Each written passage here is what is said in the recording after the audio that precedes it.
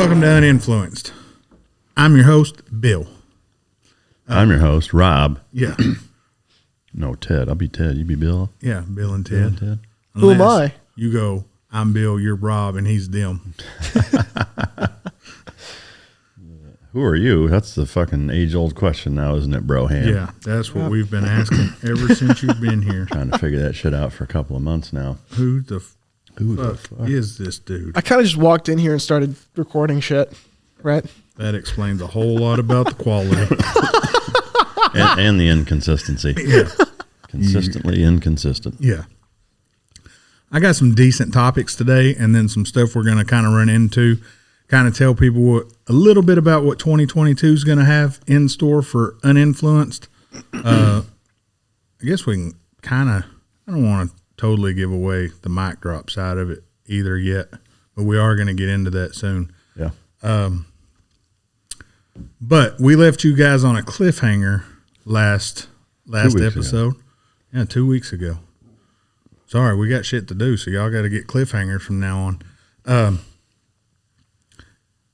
We got rid of one thing, brought something else in. I think we could do some hinting around without fully telling people what it is and have a little bit of fun with that, and then we're going to do a review kind of like we did on the TRX. Unless you guys want to see a review like we did on the what was that one we did where we brought Mercedes? it into the huh? No, never mind. The Aprilias. Yeah, the Aprilias where we brought it into the studio. Let us know. Do you want just the car review on its own, the new one we're going to talk about today, or do you want us to do it the Aprilia style? The Aprilia and the SP. And the SP. Yeah, let us know. But the cliffhanger, we'll get to that in a minute. So, what'd you get into these last 2 weeks? What are the two key components for canine success? That's effective training and proper nutrition. Fueled by Team Dog brings those two components to your family and best friend. The perfect nutritional balance that results in a higher mental acuity, energy, overall vitality, and even an improved appearance. Every product you will find in my company's store was born from the battlefield and not from the boardroom. Let my life's work help you become your dog's hero.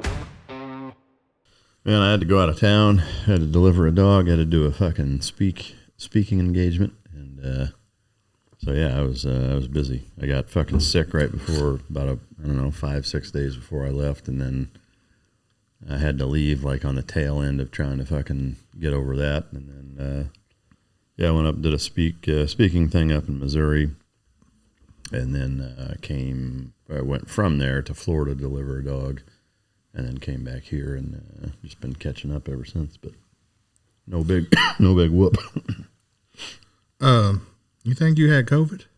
Probably. Because my doctor says he thinks that me and Camry may have had it, and there's a new variation that's undetectable unless you do the blood tests. Mm. And when you asked me, did I do the blood test, I thought he did the antigens or whatever it is. Oh, yeah. And he didn't do that. He said the only way is to do a blood test, and you have, 3 months, 4 months, or some shit? Yeah, I mean, even then, though, like, there's, I don't know, I've seen different studies and headlines and whatever that says that even the antibody test isn't super accurate either. I mean, fuck, who knows? But, for me, I got, like, I had just classic flu-like symptoms for about 24 hours. I had a fever and felt, flu-like, and then it just felt like a bad cold for a few days. But the one difference, I guess, is the kind of the shivering and the hot versus chills type thing was noticeably kind of exacerbated or more intense. Like, like if you're under the covers or whatever, you get up, you fucking take a piss or whatever, and then when you come back, like, you have that little bit of chill, like if it's cold out or what, it's cold in your room or whatever. Getting back into bed like that, like getting into cold sheets feeling.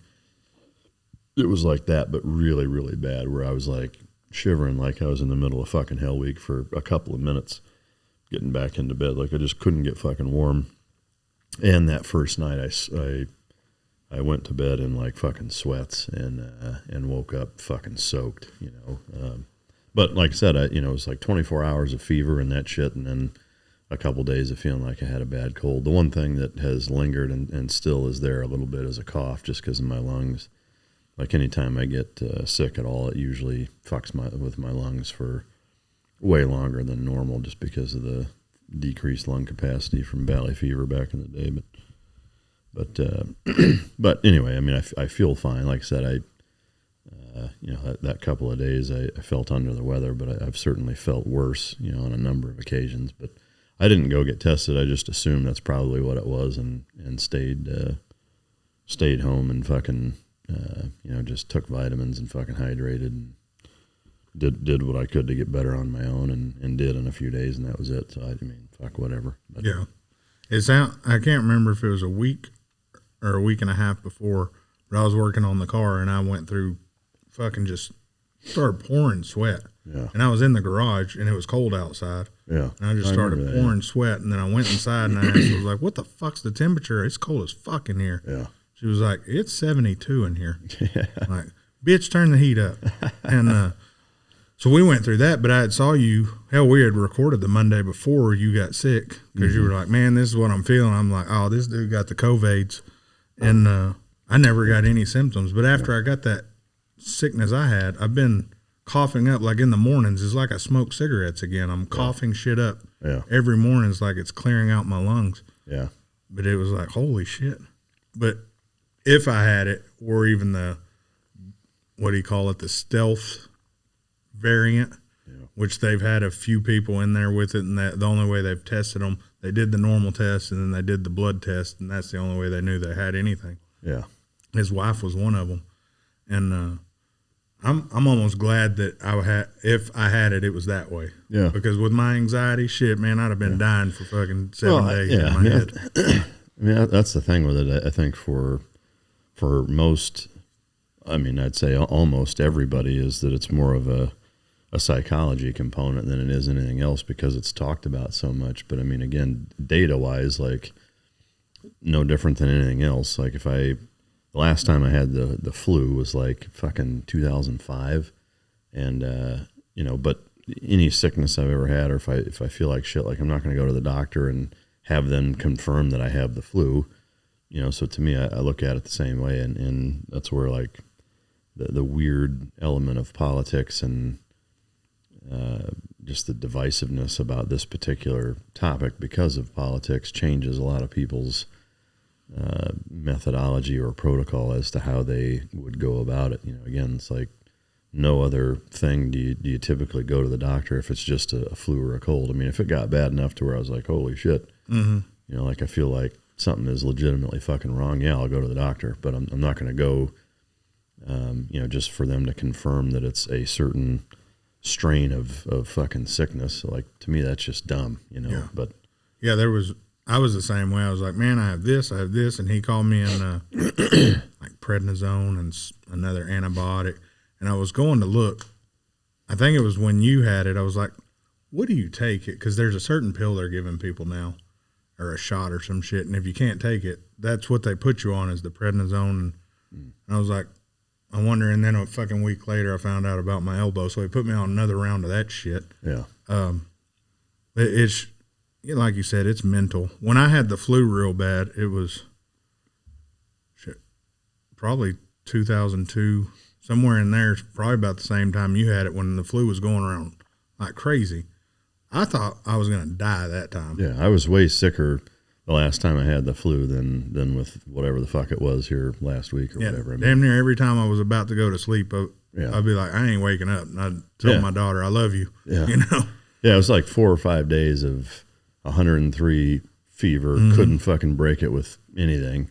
And I don't usually take anything unless it hits 104 anyway, because, a fever is your body's way of fucking with shit, and fighting things off. I never understood people. It's like they get a slight temperature and they start taking all these over-the-counter meds to counteract symptoms, and it's the symptoms that are your body's method of fighting shit off. But so I never got to that point with this. I hit 103 for about a 4-hour period, and then it went back down to about 100, and then it went away. Like I said, the flu was only, or for the fever was only about 24 hours. But yeah, back in 2005, it was like 4 or 5 days of 103, 104, burning up, fucking joint pain and like body aches like I couldn't even fucking describe. Like I felt like I'd been run over by a fucking bus.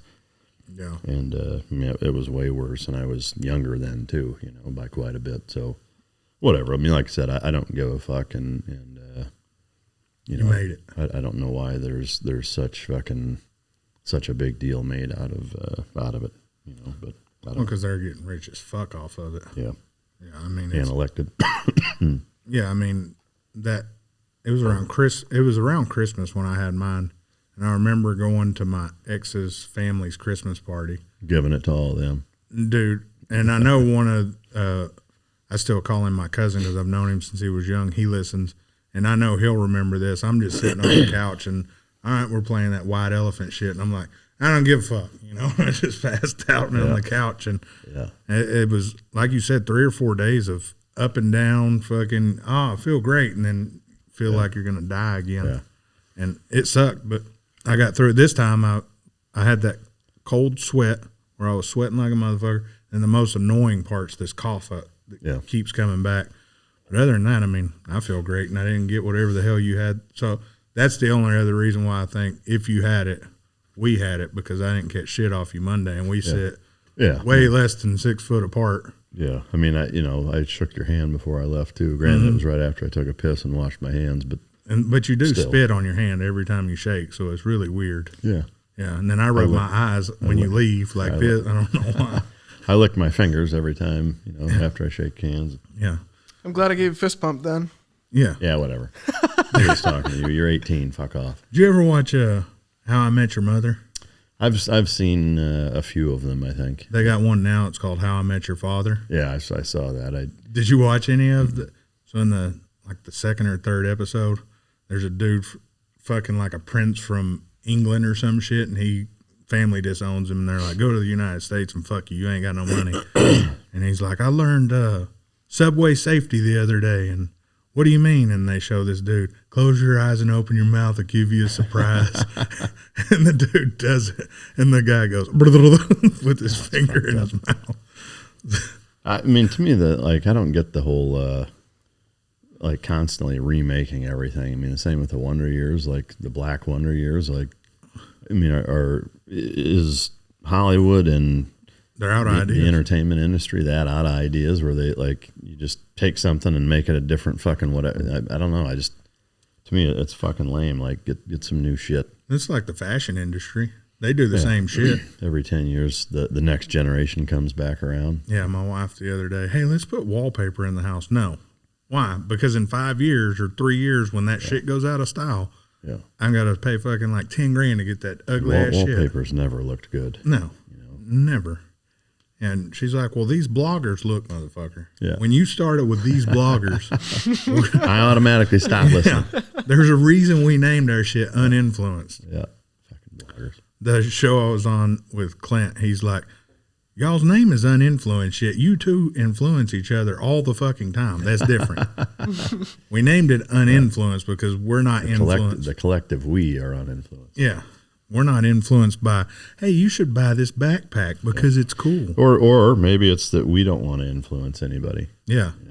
Maybe that's it. We let each other corrupt each other into showing you guys what not to do. That's right. Do as we say, not as we do. Fucking A. Like your parents always said. Yeah, this is going to hurt us way worse than it's going to hurt you. It usually does. Yeah. Break your hand on your shit. So, Rohan. Yes. So we're going to get into those cliffhangers that we left them on. Gotcha. After we talk about this next thing. Towards the end, we'll get to those cliffhangers. Yeah. Get to the end. Man, we just didn't have time to get to it. We'll have to get to it next time. Yeah. Sitting around, and it kind of, I think I can tie these next two things into what we're going to tease about one of the new vehicles we have. So I'm going to try to do that. Then I promise we might get into the cliffhangers. So I was thinking about this the other day, and I wanted to ask you, and I really am interested to see how the comments go on this, because I asked my wife the same question. You have a luxury item, right? And I don't care what it is. I don't care what your pay level is. all of us, no matter if you're rich, poor, broke, whatever, there's something you have that's luxury, right? And you don't have to get rid of it, but you choose to get rid of it, whether it's for money, to replace it, like to upgrade it. So you don't have to. It's not money influence, so you're not getting rid of it unless it's for a profit for you or to upgrade. Do you have one luxury item that you ever got rid of that you regret? Let's see. No, not that I can think of. I remember when we went and, was it last Christmas, a little over a year ago now, when I got this watch, telling you the story about I had a Submariner back in the mid-2000s, and as I was getting out of the Navy, I sold it because I sold everything I could, basically, to get the business going. But I don't regret it because, again, it kind of came full circle, and it was a motivator to a certain extent, that way, where it was like, okay, now I'm in a position where I don't feel like it's irresponsible to own it, to have one now. Granted, it took 10 fucking years, but and some asshole telling you guys spend your money. Yeah. But yeah, that's really the only thing that I can think of. Nothing else really stands out as being something that I regret getting rid of. Yeah. It was a weird question for me to think about, and what got me thinking about it was the stuff we do with our cars. I can't think of any car that I've got rid of and totally just fuck. Yeah. I fucked up. I'm almost in the same boat with you. I sold my Rolex the other day, and I did it for profit and to upgrade. But what's weird is normally if I'd have done it right, I would have had the replacement already coming with how long it takes. But I didn't think anything about it. And while some of you watching are going to be like, that's kind of weird. Remember, I'm saying this is a luxury item no matter what. But the reason mine hits home is because my Rolex wasn't bought by me. It was bought by my wife when we first started dating. Yeah. And the reason I sold it, I sat down, talked to her, and our agreement was, as long as you replace it and upgrade it with the same money, then we're good. So I did that because there's another watch that I had been eyeing before that, but it was to me, I was never going to buy myself a Rolex. Yeah. I thought I'd never spend that money. I love it, but every time I do it, man, I can buy 6 other watches for the price of that one. But once you have one, they're great. But every time I looked at that, it was like, this means something. This has meaning. And the new one will too. But I was like, I won't regret it. Yeah. I instantly, as soon as I put that bitch in the mail, was like, man, can I get that back? No shit. Yeah. It was instant regret. If I had to guess, I'd say it's because it was a gift. Yeah. And it's so I have certain items. I can build a gun. Mini guns. I can custom build them, sell them, don't give a fuck. Build cars, customize them, sell them, don't give a fuck. There's now I have 3 guns, 4, that I'll never get rid of. I may play with them, may adjust them, may never get rid of them because they have meaning, if it has meaning to me, even if it don't have to be the most expensive thing. It almost ties into that Christmas thing we did. I have stuff that my daughter got me that wasn't expensive. I could fucking go get it 20, 30 times over like it ain't shit, but it'll never be the same as that one. Yeah. Yeah. So it was interesting. So I asked my wife the same question because she came from kind of like we did, we all didn't have the nicest things growing up. We had decent shit. I mean, I guess y'all more than me. I didn't have shit. I had ramen, in a frame. That's my noodles.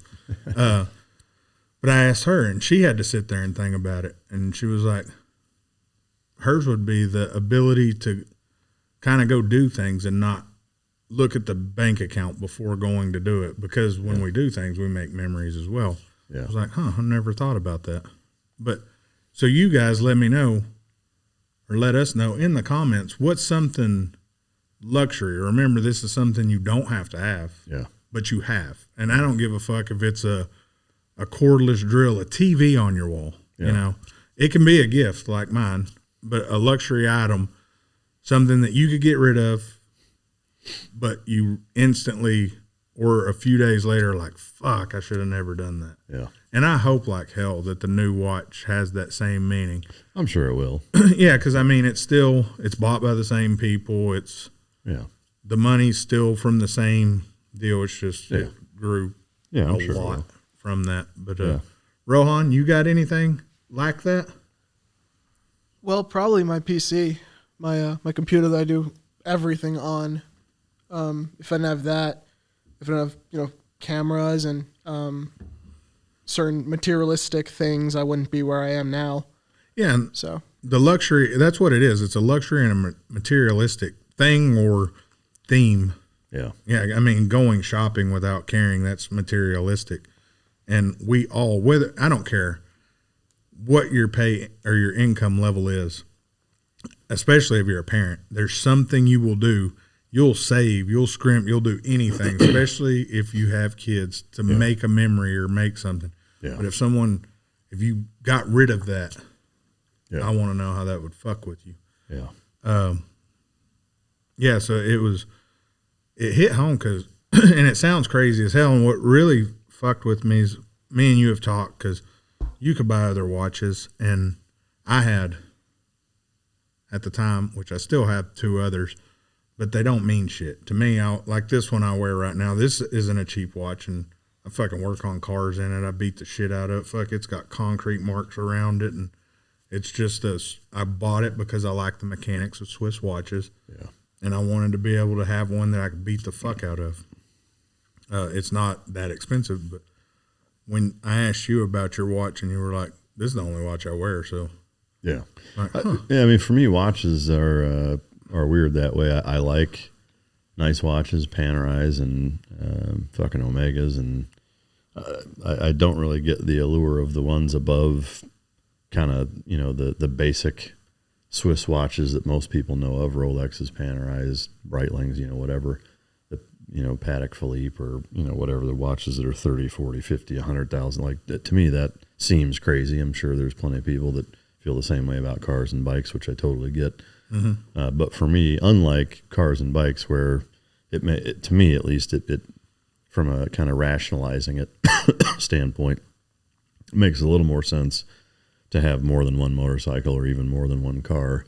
To me, a watch, like, you can't ride more than one motorcycle at a time or car or whatever, but you can jump in and out of them. Whereas with a watch, it's like, especially ones that are self-winding, you got to either keep them in a fucking winding box or you're constantly fucking with them. It's like, I just always wear this, and I don't, like, this is by far my favorite watch of all of them out there. Like I said, I like some of the other ones, but this is overwhelmingly my favorite, the way that it looks and just kind of the classic icon nature of it. And so, to me, it just doesn't make sense to have more than one watch. But, like I said, it may sound contradictory almost in having more than one bike and more than one car. But there's a simplicity to that, even that I'm considering, like, paring everything down to having just one car and one motorcycle too. Or I guess, I'd keep the Challenger and one sport bike, and have one of each just because they're so different. But, I've thought about doing that and paring it down to just one car too, because it's like, what's the fucking point to a certain extent? As much as I like driving and riding all of them, it's unnecessary, and I kind of like the simplicity of just having one, Mm-hmm. That's kind of the next topic's the price of fun. But touching on the watch thing, one thing I do want to say why I get why most people, and I'm kind of agree with you. I look at the APs a lot, and the reason I look at them is because I like watching them, the build, and I think that's why I like skeleton watches that you can see through because you can see the craftsmanship. Yeah. But those watches are $100,000, so I doubt I'll ever have one. I'll end up probably busting my ass to get one day, but I get the one watch thing, especially if, like yours, you worked, you busted your ass to get that one. Every time you look at that, it reminds you what the fuck you did. When I wore my Rolex all the time, it reminded me, my wife gave me this. My wife got me something that I wouldn't splurge on. Yeah. And which sounds silly as fuck because I'll go buy a $10,000 exhaust, but I wouldn't go buy my watch. Yeah. And I'll sell the car that has a $10,000 exhaust on it, I'll sell that bitch and don't give a fuck about it. Yeah. Get the fuck out of here. Yeah. Time to move on to something else. And the watches, to me, usually people save, bust their ass, or someone gives them to them, so they have a meaning. And you wear this all the time. You know, you get out of your car, you get off the motorcycle, but you don't just everywhere you go take this off and set it on your desk and walk away from it. Yeah, know? or like if you have 5 fucking watches, like throughout the day, you're not changing watches, you know. Yeah. That's why. I mean, it's just like, it makes sense. When you said that to me about just one watch, and that's one of the other reasons I got rid of mine, is mine had a polished band or bracelet, and I would scratch it just doing simple shit, and it was annoying to me. And the one I'm upgrading with is kind of like yours. It's all stainless and it's brushed, so if I get a little scratch, it's not something like, God, you know, I see it and it's like, draws fuck attention. you. Yeah. You know? Anyways, that's enough. Y'all let me know about that. But the price of fun, and you touched on that, and we were kind of talking about it before the show. It's something I've been doing probably the past 3 months now, maybe 4. I've been taking everything, and I figured out what I was spending a month on cars, motorcycles, insurance, fuel. And it sounds silly because I don't give a fuck about filling up a car, but I give a shit how many times I have to fill that car up. Yeah. Like, I don't mind the cost of gas because that's my dumb ass out there pushing the pedal and ruining it. Yeah. But I hate going to the gas station all the fucking time, even though we always just meet at gas stations. But so I've been doing kind of what you were saying. I took expensive cars, even my dailies, and I brought them down to cheaper cars. Still nice, but cheaper, better on fuel, better on insurance. They still do the same job, and it's just easier. I'm spending a shit ton of money just to go have fun. And it's not fun I'm having every day. It's fun I'm having 8-10 hours a month. Yeah. You know, versus the bike, I can see that. The bike I don't spend that much on. Whoop-de-doo, it can sit around. A car, for me to sit around, as we do drive our supercars a lot, and we drive them hard. Or we drive them hard. We don't drive them every day because it's impractical. To get it. I did go grocery shopping in the McLaren the other day, though. I mean, I will say I drive one of my 2 almost every day, or most days, you know. Do you really? Yeah. I never see you in them. Yeah. That's because I'm up here working and he's out driving around. Yeah, I mean, like, you know, run an errand or grab one of the kids or what. Yeah, I mean, Have you ever grocery shopped in the Pista? I don't think so. I went to our local grocery store in my car. Yeah. And this dude walks up. That don't look like something you'd be driving. Man, fuck you. You probably didn't think I was about to do this either. Yeah. Whack. I didn't look like someone about to fucking backhand the fuck out of you. Yeah, so the price of fun. So without saying what it is, we're going to get into that once you guys tell us how you kind of want us to reveal it. I had the opportunity to get a car that we both kind of up and down looked at and kicked the idea around for a while. My wife literally told me no, and she don't tell me no, so that even kind of pushed me further into wanting it. Tell me no, bitch. So I'm going to kind of go a roundabout on this car. I kind of want to see if you guys can guess what it is, and then we'll do a little review on it.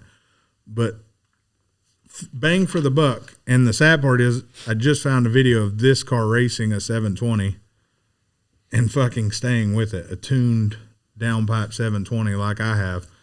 And it kept up, and it is brand new to brand new. It's a third. It's closer to a quarter brand new. Yeah. A quarter. Yeah. Right at close to a quarter brand new to brand new of the price. Because the fucking 720 is, my sticker was $368 on mine. Almost a quarter. Yeah, almost a quarter. And it's the car handles good, and I got in the car because of what it is. I got in the car and I was torn because I'd already bought it.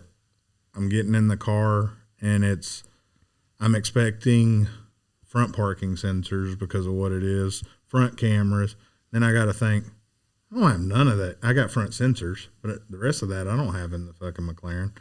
I don't have heated steering wheel in the McLaren, which I don't in this either, but I have heated cooled seats. I don't have cooled seats in the McLaren. This one has a fucking great stereo in it. Yeah. The seats are fucking comfortable as fuck. The ride's pretty comfortable too. Yeah. It's got 2 stages of ride on it, multiple stages of steering wheel, and the exhaust, I would say, outside of the V12 cars, is probably one of the best sounding stock exhausts I've ever heard in my fucking life. For sure. And it handles great. You asked me, so what do you think? And I didn't, kind of like you do with the bikes, I didn't want to fucking tell you, here's what my thoughts are. Yeah, so go drive it and then we'll talk. Yeah, it's good, but I was conflicted.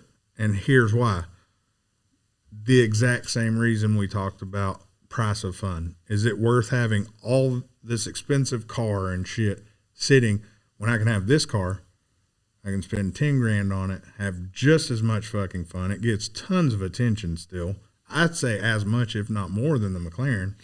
And I don't know if it's sound or because you don't really see these often either. But it handles great. And it's weird because it shouldn't. Yeah. It should, but it shouldn't. Yeah. I mean, it handles way better than you think it would. Yes. You know, even knowing what it's built for and knowing what the performance metrics are, it's still surprisingly well balanced. And you can fit 4 people in the back. Yeah. And the car, or not in the back, 4 people in the car. Yeah. And it's got spots for car seats. A trunk. No bullshit. We had a shopping cart full of shit from Target yesterday. Yeah. Filled that and went there, and it didn't even fill that bitch up. Yeah. We still had shit tons of room. Yeah. And I'm getting 18 miles to the gallon. I took a picture of that. Yeah. I was like, holy fuck. Now, being me, I have a bunch of parts in my garage to make it faster, so that's going to happen this weekend as soon as my wife leaves town. Yeah. I'll start hearing impacts. What are your thoughts on it? Can you have any? I'm trying. It's hard to dance around what it is, honestly. Yeah, no. So similarly, I mean, it's something that I've looked at, but you know, off and on over the last couple of years, and have been intrigued by, watched reviews on, considered buying, and just kind of always passed it off as, you know, not worth going, you know, further than that on. And you know, I don't know why you listen to me so much on the last 2 cars, I guess, but because you've been on it. I mean, you've been fucking spot on. You know, but you know, both of them are ones, you know, the 720 and now this one are ones that I've, you know, considered having or liked or, you know, been torn on or whatever between performance and all the things that you've talked about have been, you know, have piqued my curiosity and for sure been in the running of something that I would maybe own. And, you know, within we'll say the space or the class that this car is in, it's by far my favorite of that. We'll call it the segment, I guess. Yeah. You know, and bang for your buck, especially now after having driven it, without a doubt, it's at the top of the list for that, I think. The 2 things that surprised me the most about it that I went into driving it not expecting was the responsiveness, like throttle responsiveness. Reminds me a lot of the Pista driving around town. Now, on highway, not as much. That's where you notice a bigger difference between the Pista and it is at 70, 80 miles an hour, you know, between the responsiveness and just not pulling as hard.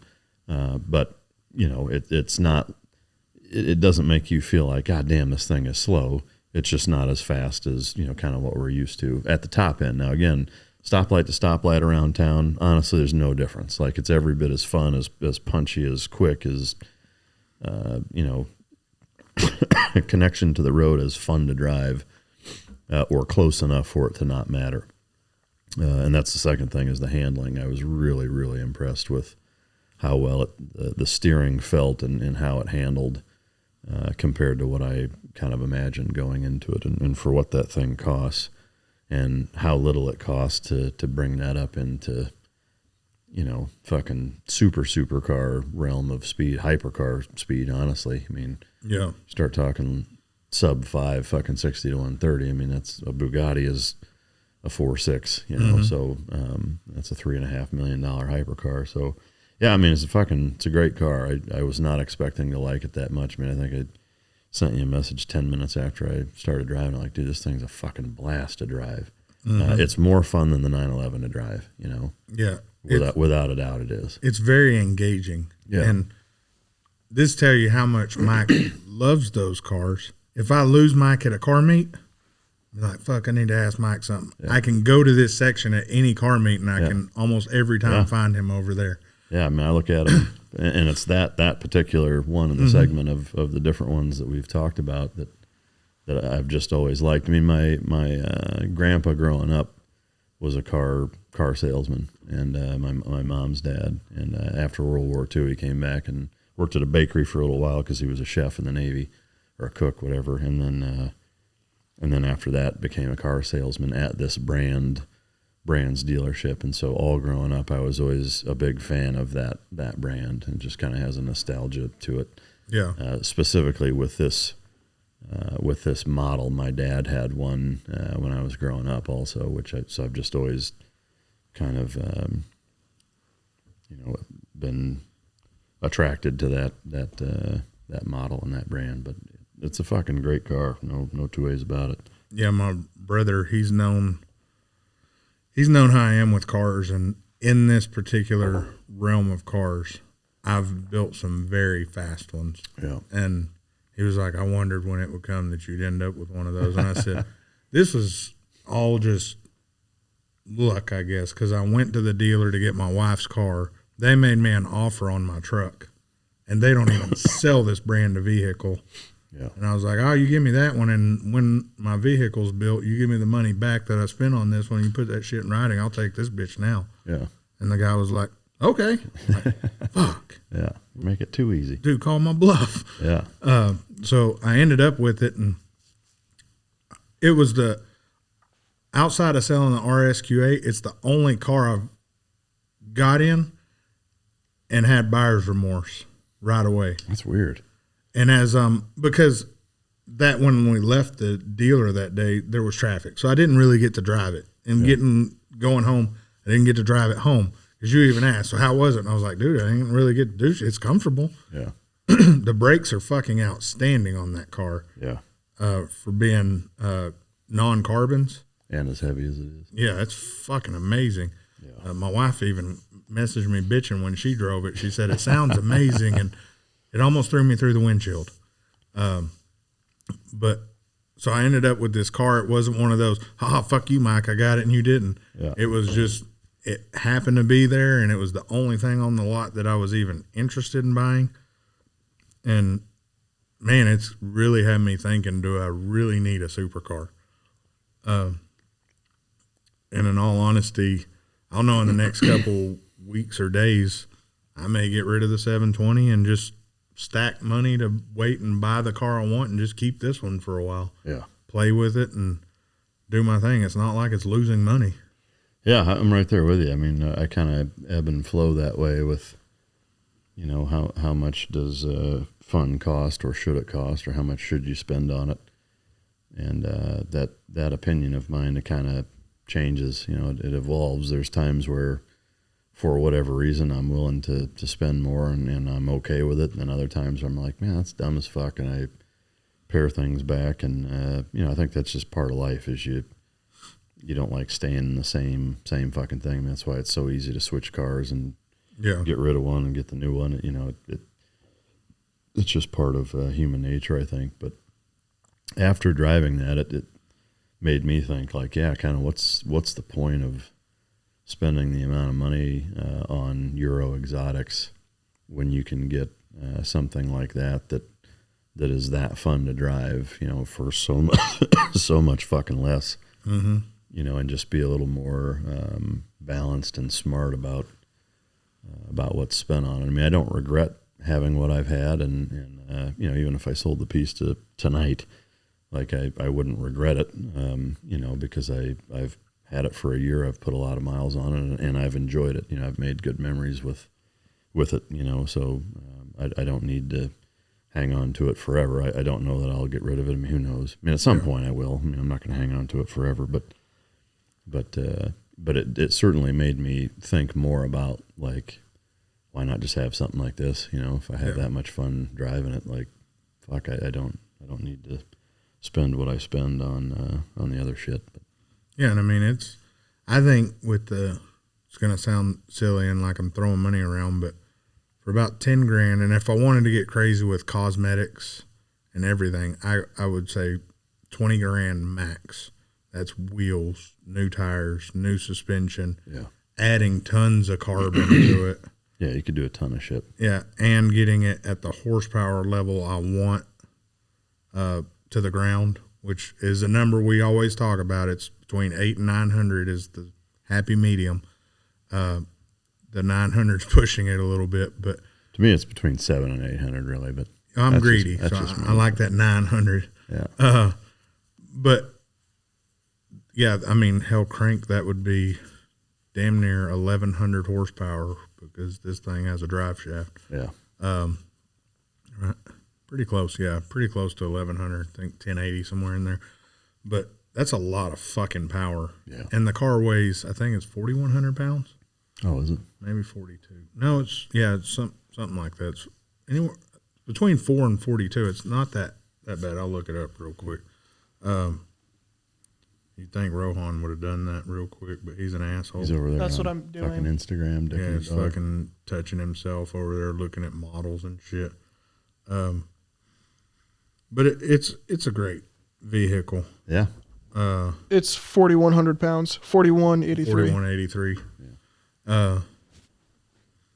But yeah, I mean, I don't regret the only regret I have right now is, do I need a supercar? Yeah. And I mean, the short answer is no. No, you know, and I mean, but some people have supercars for clout, and we kind of talked about that. I don't give a fuck. I don't give a fuck about pulling up to a car meet and everybody coming to see what I drove in. Yeah. It don't intrigue me. Yeah. What's more fun to me is the shit we get when we go to gas stations and kids see them and they want to hang out and take pictures of. That's cool to me. Yeah. But I'm getting the same shit with this fucking car. Yeah. I had a dude fucking breaking his neck at the gas station. He's like, is that and then he says what it is, and I'm like, yeah. And then those kids that took pictures after the meet or after the photo shoot, they're walking back from school. Hey man, you got one of those too? And I was like, yeah. And the 720? And I was like, yeah. Badass, bro. And they walked off. I was like, yeah, thanks, man. But it puts perspective on a quarter of the cost gets the same attention. Yeah. Yeah, you go to a car meet with Bugattis, Ferraris, and all that. Is it going to get the same attention?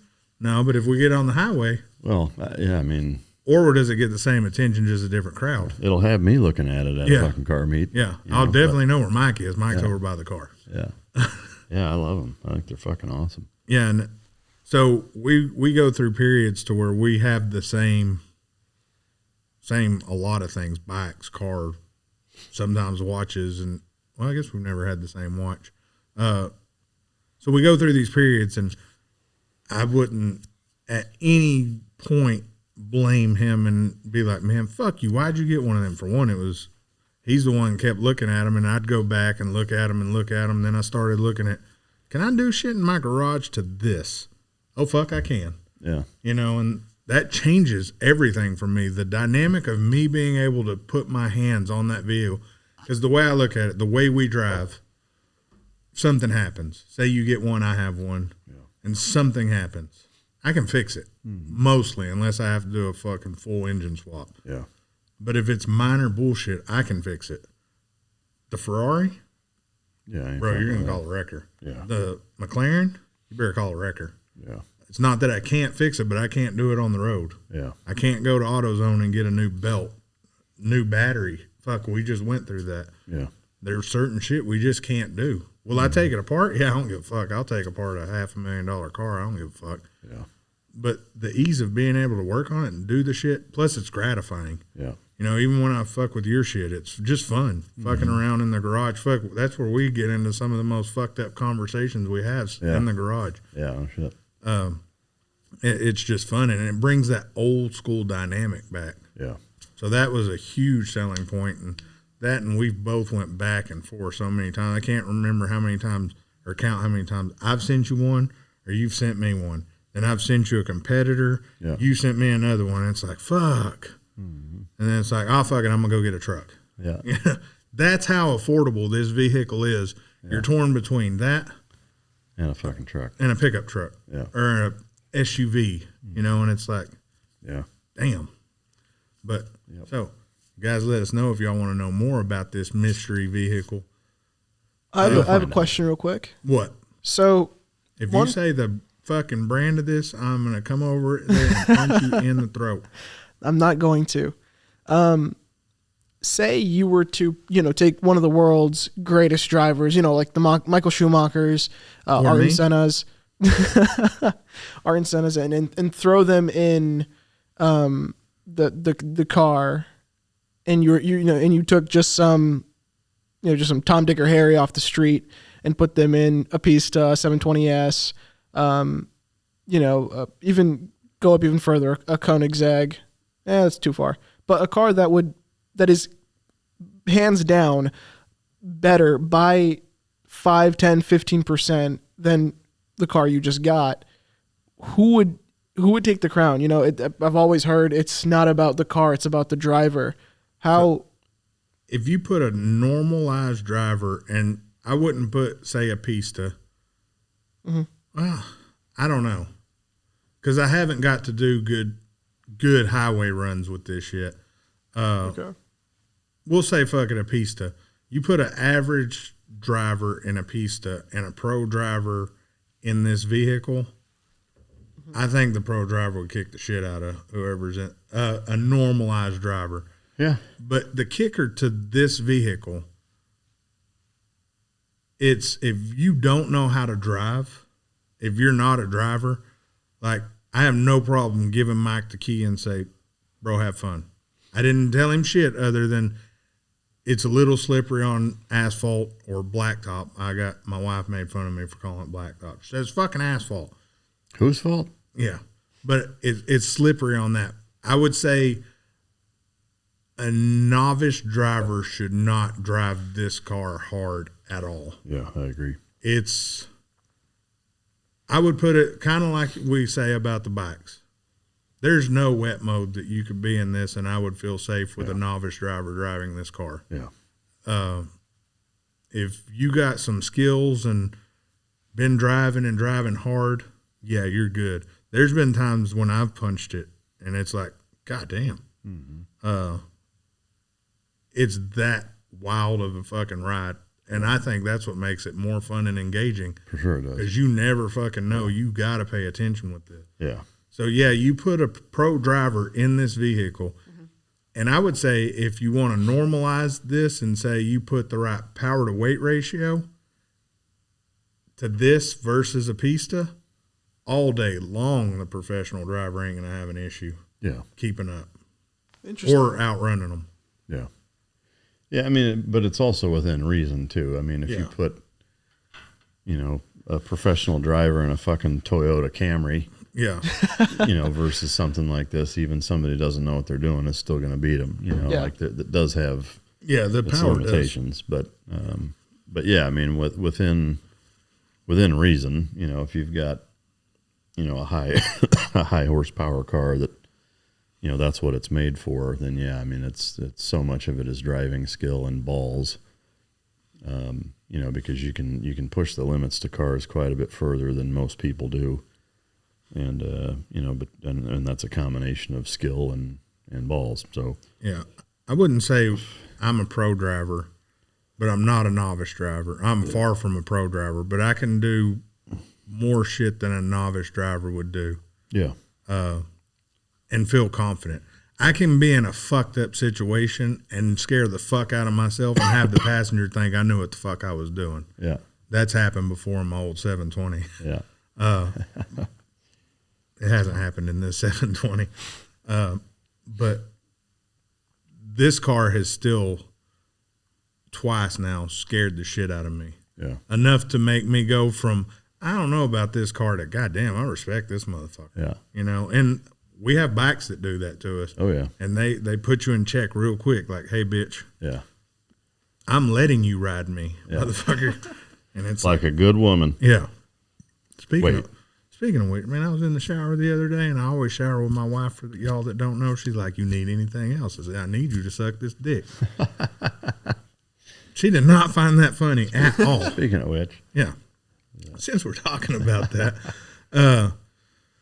so we're going to get into that cliffhanger. I do want to bring up one change that's about to happen. I'm going to set up an email address, and for this email address, we're going to start doing a show that revolves around, I hope y'all would do it in the comments, but we're probably going to have to do an email to where we siphon through these and figure out which ones we want to answer. But they're going to be viewer questions. And I don't want them, Mike, my dog's not sitting. What do I do? Yeah. No. If you want to learn that, go to Team Dog and figure it out. Yeah. Teamdog.pet. Figure that out. Mike's got plenty of other videos on Mike Drop about it. But if you're having weird relationship shit, I got someone right now with some relationship issues that's asking me tons of questions and wants me to get with Mike on it. And I'd rather we keep that stuff on the air. If you want it aired out, we'll keep your name private or not. So that's why we'll have the email so we can do it kind of anonymous. But it's like a Dear Abby, but Dear Mikey and Maddie. But Dear Bill and Ted. Yeah, Dear Bill and Ted. So basically, you guys tend to love it when we talk business, personal shit, answer questions about our kids, make fun of Rohan. Any of those things, we're going to make it to where we have a show just revolving around that type of stuff. So even if it's stuff we've talked about before, because some people don't want to go back and we're not going to be like, okay, so we answered this in episode 53, go back and look at it. No, we'll re-answer it. Because the simple fact is, we may have came across something new on the question you asked a year later that we answered a year ago. Yeah. You never know. You ready to get into this fucking... Yeah. Rohan? Yes, sir. I'm excited for this one. Okay. So I know that last episode I'd asked about y'all's opinion on the war on drugs, incarceration versus rehabilitation, and kind of that part of society. Where, we have Oregon, who is decriminalizing small amounts of hard drugs. And I feel like a whole bunch is happening, revolving, the legalization of marijuana and what road or what, if we keep on going down this path, what it may lead to. So kind of what are y'all's thoughts on that? So before I answer that, look at the time. Yeah. Has it been that long already? We're going to have to bump it to next week. No, there was one part of that question that was a little leading in that if things keep going the way they're going, what does that lead to? That's not really an unbiased question. So I'm gonna start by asking you, what do you think, or what are you worried about having happened? I worry that if we keep on going down this path, which path? Down this path of where we are slowly legalizing and decriminalizing narcotics, marijuana, heroin, cocaine, yeah, I know methamphetamine, I just fear that instead of, as Jason said in a few episodes ago, I don't want to wait for you to go and kill someone. Mm-hmm. I'd rather just take you off the streets for being in possession of that. Yeah. Right. So I just feel that if we keep on going down this path, because I support the war on drugs. I don't think that people should need such hard substances to quote unquote get away from reality. Or personally, I don't see the excuse. But I'm just curious on y'all's take. So again, I guess I'm gonna keep asking you questions to promote your thought process before I give you my ideas on it. Is that another interesting thing that you just said was that I don't think people need these things to have their altered state of mind. And the problem that I have with that type of mentality is that you deciding what other people need or don't need because you disagree with something. And that's it should be one of the benchmarks of an American liberty-based society, is to mind your own fucking business with stuff like that. Is that even if it's something that you don't like, don't agree with, if it's not hurting you, right, then you stay the fuck out of it. Now, where it becomes a hotbed topic, and I'd say bordering on slippery slope, is people say, well, it does hurt me. If these people are robbing places or killing people because they're high, etc. To me, I would just say, again, those things are already illegal. Number one is that killing people is already illegal. Robbing people is already illegal. If you actually enforce people making shitty decisions when they're high, and there being stark enough consequences for those things, then it will deter people from doing drugs if they know that when they're on them, they can't help themselves but to do those things. Which is part of your question, is rehabilitation versus blah, blah, blah. I think it depends on what it is. If it's violent, I think you should execute extreme fucking punishment for things where they're hurting other people, where you're stealing from other people, where you're negatively impacting other people, but it's tangible, not my feelings are hurt, or I don't like seeing people on drugs, or, whatever.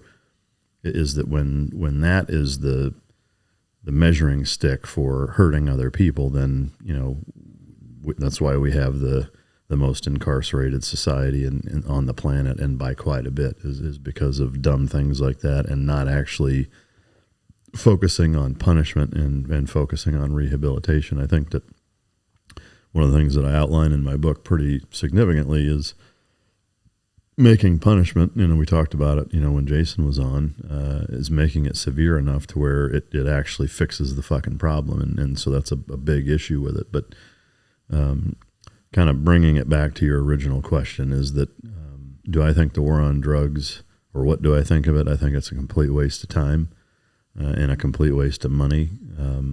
I think there's a lot of things in our society that are a much bigger problem that we're not spending near as much time, money, manpower, resources, and bandwidth on, i.e. child sex trafficking, for a classic example. To compare those two, there is no fucking comparison. And I think that, while there's still hundreds of thousands of minors being trafficked every year in and out of this country, there's zero fucking sense. In my opinion, it makes zero sense to be worried about people wanting to get high. I don't do drugs. I've never been into doing drugs. I tried smoking weed once when I was in high school, and I've tried edibles a couple of times as an adult. I don't like that. I've never tried anything harder than that either. I have no desire. But I also don't give a flying fuck if somebody wants to ruin their life and become a total fucking drug addict. So long as they don't do anything that, again, negatively impacts somebody else. If they do that, then I think you should rip their fucking head off, whether they're on drugs or not. To me, it's irrelevant. But the war on drugs has been around for decades, since the 60s. And I would ask you, where do you think we are with that? I can tell you where we're at with that, is that, drugs are more popular and more lucrative and a bigger part of the black market right now than they ever have been before. And we've spent, at this point, trillions of dollars trying to combat it. We've just done a piss poor job at it, with open borders and, port policies that are half-ass in terms of searching containers and things of that nature. We're never gonna stop it. So I think instead of trying to stop it, you should tax the shit out of it, make it legal, close the borders, and do a better job at keeping track of where they come from, and ultimately get in on it, so that people are a little more. It's a little easier to hold people accountable, as far as drug use goes. That's my take on it. I'm sure there's plenty of people that would argue, but that's what I see based on what I've seen in my lifetime, as well as looking historically at what the war on drugs hasn't done. I do have a question too about that, Rohan. Yeah. So are you saying that legalizing marijuana has started a bad trend? No, I haven't done enough research into the legalization of marijuana. I know that for especially people with anxiety, who have I know I've heard it helps a lot of cancer patients. It's more about, kind of arguing, is it a gateway drug? And again, I was more curious just to hear y'all's standpoint. I think on it's, it, but to answer about the gateway real quick, I think, like Jason kind of brought up, it's personality based. gotcha. So if you have someone who can drink normally and not become an alcoholic, that person has a different personality than someone like, say, me. If I get high 5 times, man, I really like that feeling. It's just not lasting. I'm going to go the next step. What's better? Yeah. Yeah, it's going to be a gateway for someone with an addictive personality, someone who likes the next step. But that's anything. That's alcohol. That's cigarettes. That's fucking anything. I mean, you can smoke a cigar and then get addicted to smoking cigarettes because you like the feeling the cigar gave you. I think the government did it right by taxing it. I think where they're fucking up, it's not federally legal, it's state legal, so they're not getting all they can out of it. And it's just causing these basically legalized drug dealers from state to state to be able to spend tons of cash that the government's not seeing to fix the deficit we have. I personally do not smoke weed or do weed. My wife can get on and talk about all that. She's good at that shit. But I'm not against it. Matter of fact, I would rather 10 potheads be driving down the highway than 10 alcoholics because they're going to be in the slow lane. Yeah. Every headlight they see is going to be, goddamn, is that a cop? Is that a cop? Where's the Oreos? Yeah. That's all they're worried about. They're usually not a danger. They're driving more cautious than anything. That's just in my experience with people high. And when I used to get high, I used to smoke a lot. But once I had a kid, I pretty much stopped everything. I also kind of agree that I think if they figured out a way to make some of these things commercialized, like the cocaines and all that, I think if you commercialize it and make it more readily available, the shitty cut down versions are going to go away because people can do it or people can help, and you tax the fuck out of it. Okay, so now you're running a cut up 8-ball. I don't know how the hell they would legalize that, but you're running this. You have it. It's not supposed to be. It's not a prescription. It's illegal. You're going to jail. Yeah. We're going to make money on that. Some people say, what about the drug dealers who are in jail for selling weed? Well, they're in jail for selling weed when it was illegal to sell weed. It was still a crime at the time when they did that. I mean, my take on the prison system as a whole is It's fucked. I just think violent crime versus nonviolent crime should be separated, and I think nonviolent crime should be fines and things outside of putting people in prison, and that includes all drug dealing. I don't care if somebody had a van full of fucking methamphetamines. I just, that's how I view it. To me, prison should be for people who fucking rape people, who murder people, who fucking rob people. For violent criminals. I mean, to me, that's what prison is for whether it's, white collar crime or drugs or what have you. I just don't think prison is an appropriate fucking consequence for that stuff. I also think that, like I outlined when Jason was here, I think prison should be way different than it is. And so you only have people who legitimately are fucking terrible people that are in there and they're getting the screws turned on them. That's how I feel about that. Now, as your comment to the gateway drug thing, again, I think you're kind of not seeing the forest for the trees as far as that goes, is that it's, it doesn't matter what you think. It doesn't matter what I think. It doesn't matter what anybody thinks. It's like, because as soon as you start saying, well, weed is a gateway drug to X, like you're making a lot of assumptions, but on a broader scale is that where do you draw the line then as it relates to where you're going to intervene on how people live their life, right? What are you basing it off of? Because if you're basing it off of the data of people that do something else that our government considers illegal, that's a bit of a straw man thing. So I would ask you, gateway drug, which leads to, let's say, all these other things, what is the problem with a bunch of other people doing heroin and LSD and whatever? Are you worried about them assaulting you or having to look at them or the degradation of society because there's somebody that's high as fuck in your presence and you don't want to see that? Or what is it? For me, it's well, again, I've had a very limited experience with that stuff. I'm blessed to say I grew up in one of the better parts of the city, and to where that wasn't as, it was an issue, but it wasn't as big of an issue. An issue how? To where, you had kids showing up literally high as anything. And so how does that school negatively impact you?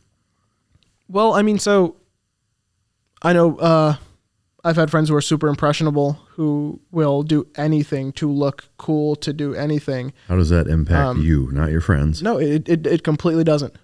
It doesn't impact me at all. Besides my feelings in her, like, oh, I thought you were smarter than that, but you're clearly not. And that's more on me than anything else, because I chose to have you as a friend.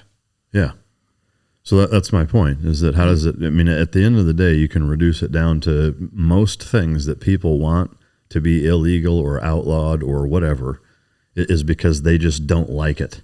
Yeah. They don't have a tangible association that they can make that says this is legitimately, from a data standpoint, how this negatively impacts me financially and or otherwise. Yeah. Right. And so my point in bringing that up is also in with, if you say, okay, yeah, because you're bothered by somebody being high as fuck at school with you, or because it influences your dipshit friends to do it also, is that where do you draw that line? Okay, well, what about fast food and sugar? Yeah. And vegetable oils, right? Like, that shit's terrible. What about cigarettes? What about chewing tobacco? What about alcohol? What about being a fat fuck that doesn't exercise? Hey. And eats way too much, right? Is it, should we then say, hey, I don't like fat people, and if you're overweight and you eat like shit, that should be fucking illegal. It's a drain on our fucking economy. It's a drain on our fucking healthcare system, and I can't fucking stand it. And, McDonald's is a gateway food to Snickers bars. And so I think we should outlaw McDonald's. Like, to me, freedom is not selective, right? Liberty is not pick and choose and only the things that I'm okay with people doing. It's the same way with free speech. Free speech isn't valuable if it's something you fucking agree with. Where free speech is invaluable and is crucial is the shit that drives you nuts that you don't want to hear. And so it's the same thing with the way people live their life, is you got to just leave them the fuck alone, unless they're robbing you, raping you, stealing your shit, fucking assaulting you, what have you, trying to burn your fucking house down or carjack you. And again, like, to me, it's irrespective of whether or not they're high or not. The fact is that if people do those things, there should be brutal and severe consequences for those things, no matter what. And there's not. Drugs are a convenient scapegoat in many ways to keep people distracted. But the fact is that we've been trying this for a long fucking time, and we're on a hamster wheel doing absolutely no good in trying to combat it. So something else needs to be done, and something needs to change. So, Rohan, I have a quick question. What year were you in Coppell High School? I was class of 2021. 2021. Yes. So you realize the school that you said was one of the better in this state was the highest rated for THC bust in this state in 2019? I know. So that means it's not that great of a school. Well, for drugs. Yeah. So is that what freaks you out? Because in all honesty, the more wealthy kids are better at getting drugs than the poorer school districts. So is that what's having you ask this, is because you were around that type of stuff? It was almost constant. But you went to one of the better schools. Well, one of the better schools academically. I was speaking of more of, I feel like when you have a larger, again, in Coppell, there's only one high school. So you have a lot of different. Sounds like you had a lot of entrepreneurs with 193 cases of people busted with THC. Sounds like you had a lot of people trying to start up their own businesses. I can pinpoint a few if you'd like. Street pharmacists.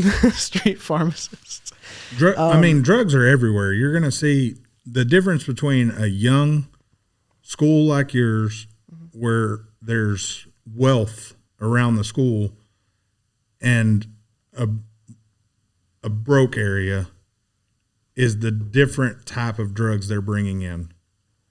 In higher end areas, they're bringing in designer drugs, higher end drugs, versus a broke-in, they're bringing down cut-down designer drugs and weed and shit like that. Mm-hmm. And like Mike said, you can't sit here and justify what's a gateway. That's like saying, hey, man, I love to go hunting. Bitch, you're going to become a murderer one day. Yeah. Well, that's where our society sees certain rifles or hunting rifles. Again, that's what I said last time. This can just go on and on and on. This can snowball into a whole thing. Mm-hmm. Society's great because our society, I would say, used to be more free. We're more controlled now than a free nation. No, we're not even close to being a free country anymore. No. You know, and it's because of that type of attitude, Rohan. So Yeah. thanks for fucking it up. Yeah. I mean, it it is, though. It's that, you know, people can't mind their own fucking business. And, you know, when you start to try to legislate based on what your preferences are, everything goes to shit. Yeah. I mean, it's that simple. You know, like, I prefer all chicks have size C cut titties. so you're going to mandate fucking breast augmentation? Yeah. If, I wish. I'm going to tell you No, I'm what, if kidding. I Would run wish. for president, I'm put one law in, it's all titties. Yeah. Pretty sure I can get it as part of the Constitution. It'll be a backside constitutional right to have big titties. Nice, Well, firm. people do have the right to have big titties. Yeah, but you got to have nice titties. You can't have too big of titties. You got to have the titties I like. I don't want to walk around seeing some saggy titties. That sounds about right. Yeah, Sounds about like how our fucking society is. that's become. how it's supposed to be. Yeah. Oh, then we're going to add certain size lips. We'll get into that next. That'll be the next Yeah. cliffhanger. Then we'll get into squats. How many squats you motherfuckers have to do? And remember, that's all coming from a fat motherfucker who don't do shit. Well, I want to say thank you for explaining that to me. I definitely have a change in opinion. You need to go work on the drug problem at your school. That's what you need to go work. Well, I mean, I've been. It's just it's very interesting. I remember my sophomore year. We had he this thought I massive. That was an open-ended question. Go ahead, Rohan. You'll be on here for 2 hours if you don't hurry the fuck up. We had the Dallas, one of the higher guys, one of the higher officers in their drug and gang unit, talk about the Hangill Hotel, which is just outside of Coppell, and it was one of the largest kind of drug houses in Dallas. And I remember just what a contrast from what you guys were saying to what they were, because ever since like sixth grade, especially now, it's like all drugs are bad and you stay the fuck away. And then you walk to the bathroom and you see, three guys hitting a fucking dab pen. And it's so utterly confusing. Because Well, go ahead. I didn't mean to interrupt. no, it's just, I like to think that I believe in freedom and stuff like that. But considering my view and how, quote unquote, brainwashed until I talked about this, how brainwashed I was thinking. Well, I mean, that's most people's problems. And again, like the easiest way to keep that from happening is to just keep it real fucking simple. As far as if the boxes are checked where it's not hurting you, whether you like it or not is irrelevant. Does it check these boxes? No. Then fucking leave people alone. Yeah. But just like, I mean, if there's one of the, I'd say probably biggest things I've learned from dog training, just about life in general as a human being, is that A plus B equals C relationship or equation with everything. Is that if, again, like the drugs are irrelevant, you make this mistake, you get fucking railroaded. I don't care if you were high or not. That doesn't matter. Yeah. Right. And so that is what stifles shitty behavior, is severe consequence that makes people not do it. As an example, if going over the speed limit, right, resulted in having your car taken from you, right, and you, let's say, lose your job and they cut your fucking hands off, I would not speed. No. I'll tell you right now, I would not fucking speed. I would never go over the speed limit, right? I do now. Why? Because the consequences are not severe enough to keep me from not doing it. Yeah. Right. But so it's that way with everything, right? So if something is that big of a deal, and there's certain things that are, and there's certain things that aren't, and that's where the gray area fucks most people, is they think speeding should be, whatever, or pick something else that I don't have a penchant for doing. Yeah. So that it's not a biased attitude. I mean, pick anything, right? Is that somebody thinks it should be illegal because they don't like it, or they can, extrapolate that there's some danger inherently associated with it or whatever, which, even that again is borders on gray area or, what, as I trip over my own dick talking, let's bring it back to speeding, because a lot of people say, well, speeding is dangerous and that's why it's illegal, right? Okay. So again, like whether you're speeding or not, if you look at the percentages of how many car accidents kill people, right? How many fatality-based car accidents where excessive speeding is involved? It's a fraction of the car accidents that kill people where speeding is not a factor, right? So you could argue then that if there's fewer accidents speeding, then why is it fucking illegal? Because people get emotional about it. And they get pissed if somebody flies by them and it scares the shit out of them and they think speeding is dangerous and it should be illegal. Well, statistically, it's not, right? So that as an example is that, if you can say, yes, this data-wise absolutely hurts people, then yeah, it should be illegal. Well, it doesn't, so I think it shouldn't. It's not just because I like doing it. It's statistically that's not the case, right? So that being one example, but you really need to look at everything that way. Yeah. Right? Is that if there is data that backs up that this is legitimately a fucking concern and it's hurting people, then it should be illegal, and the consequences should be so severe that it inhibits or stifles people and deters them from wanting to do it to such a high degree that it actually gets the fucking point across. But you only apply it to those things where it's legitimately a fucking scourge on society, not just something you don't like. Yeah, it's like the guys or the people who bitch in the community, something none of us can relate to. So this can make people want breastfeeding in public illegal. Now, I don't give a shit if a chick pulls out a nice titty and starts feeding her baby. Some titties they cover up. Some are nice titties. Some are bad titties. Should they make it illegal? I don't really care. Yeah. It don't bother me. Yeah. If I see a chick and they're nice titties, don't get mad if I'm staring at your nice titties. Yeah, well, I mean, so to me, like that being another example, right, is that, it bothers me or it doesn't bother me. It doesn't fucking matter if it bothers you. Yeah. The fact is it's not hurting you. Hurting you and bothering you are not the same thing. No, 100%. And just like with, if you don't like saying hi people, don't fucking watch them. Yeah. If you don't like a chick breastfeeding a child, don't fucking look at her. Yeah. It's really not that goddamn complicated. But again, people get emotional and they get their feelings hurt, and they want safe spaces where their feelings don't get hurt and they don't have to be around anything that they don't like. And that's not what freedom is. So, we can beat the dead horse until, fucking 3 hours into the show. But that, just look at everything that way. And it's hard to go wrong. Yeah. Well, I mean, there's plenty of shit you were brainwashed. There's shit we were brainwashed growing up. We were told we had to go to college or we were going to be failures. Yeah. Yet most of the most successful people right now are fucking high school and college dropouts. Yeah. There's plenty of there's enough examples of people who came from nothing and didn't even graduate high school, that have made it to levels of extreme wealth and success to tell you that it's not a necessity. The thing I like more about when we were growing up versus nowadays, now it's just driven. You're going to think like we do at school versus we were given these different paths. You can think this way, and then, hey, I'm going to go smoke a cigarette in the bathroom. I'll be back. Yeah. But it was just different times, and that's what we're going to keep seeing. The evolution's we're not going to be a free society forever. Thanks to you people, Rohan. Not much longer. Yeah. Well, and on that note, we've gone way over our time. Yeah.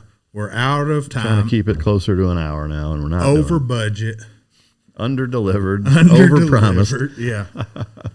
So, guys, in the comments, I really want to know about them luxury items. I want to know about what you think about the asking us questions and us answer stuff. And if y'all want to just do it in the comments or us set up an email. But if you start emailing us dumb shit, I'll fucking block the shit out of y'all. Anyways, that's it. Make sure to check us out on all the platforms, YouTube, Spotify, iHeartRadio. Pornhub. Did I say iTunes?